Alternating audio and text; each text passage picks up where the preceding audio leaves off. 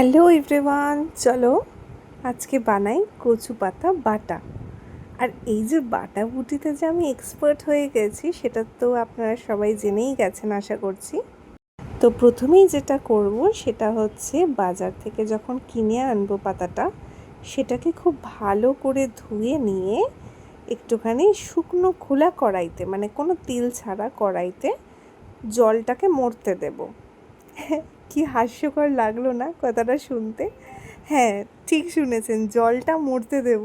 আর এই কথাটা আমাকে বলেছে যেই দোকান থেকে, মানে যেই কাকিমার কাছ থেকে আমি নিচ্ছিলাম পাতাটা, সেই কাকিমার দোকানে আরেক কাকিমা দাঁড়িয়ে দাঁড়িয়ে পাতা কিনছিল।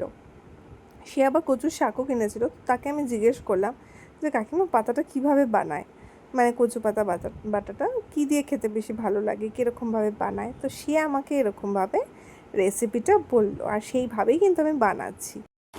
তো পাতার যেই জলটা শুকিয়ে গেল তখন আমাদেরকে কি করতে হবে, মিক্সিতে ভালো করে পেস্ট করে নিতে হবে। যদি আপনাদের কাছে শিল থাকে তো শিলও ভালো করে বেটে নিতে পারেন। শিলে বাটার কিন্তু টেস্ট একদম আলাদা হয়। আর আমি মিক্সিতে বাটছি কারণ আমার কাছে শিল নেই, আর থাকলেও আমার বাটার মতন এত ধৈর্য নেই, এত শক্তিও নেই গায়ে।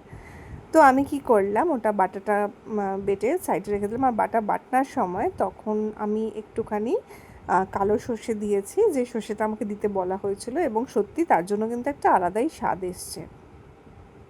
তো এই যে কড়াইতে আমি দিয়েছিলাম হচ্ছে কালো জিরে আর শুকনো লঙ্কা ফোড়ন, তারপরেই দিয়ে দিয়েছি বাটাটা, এবং বাটাটা দিয়ে ভালো করে নাড়াচাড়া করে একদম যতক্ষণ না তেল ছাড়ছে ততক্ষণ পর্যন্ত এটা ওয়েট করতে হবে।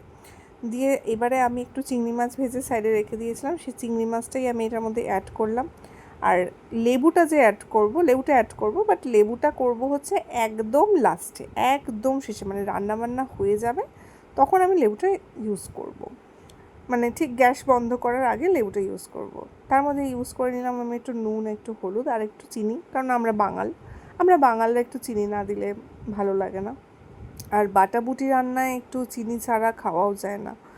আর বেশ ঝাল হয়েছিল কিন্তু, মানে মানে আমি এখন ভয়েস ওভার দিতে দিতে আমার জিভে জল চলে আসছে, এত দুর্দান্ত হয়েছিল খেতে।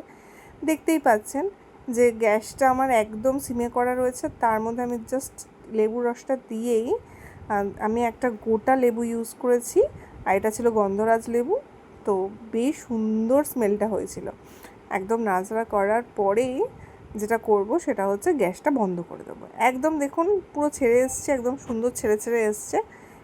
এই অবস্থাটায় না এইটা খেতে গরম ভাত দিয়ে জাস্ট দুর্দান্ত, অপূর্ব।